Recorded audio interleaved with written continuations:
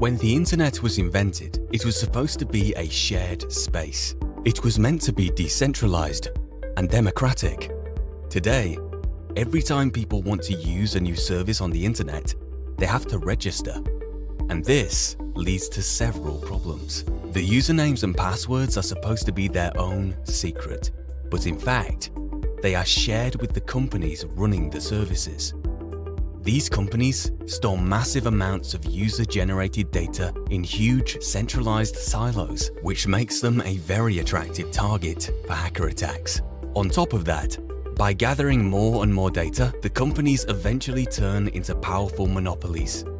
Monopolies are a potential threat for innovation because smaller companies with alternative, maybe better ideas need to make huge efforts to compete with them. All this has led to a loss of trust in the internet.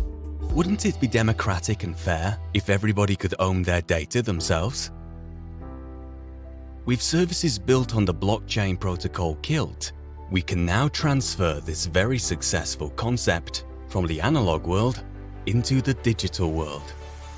KILT protocol allows the user to claim any kind of characteristic about herself to a trusted entity that we call a tester. If the attester considers this claim to be true, he can certify it. He hands out the certificate to the user, called claimer, and stores a hash value of the certificate on the KILT blockchain. As certificates sometimes become invalid, attesters can revoke them at any time on the KILT blockchain. Once the claimer received her certificate, she can present it to the services she wants to use. If the verifier of a service trusts the attester, he can check the validity of the certificate by comparing it to the hash on the blockchain. Since the attester is not involved in the verification process, the behavior of the claimer remains unknown to him. When showing her certificate to a verifier, the claimer can even hide all sensitive data, which is not necessary for the verification. That's how KILT protects the user's privacy, by design.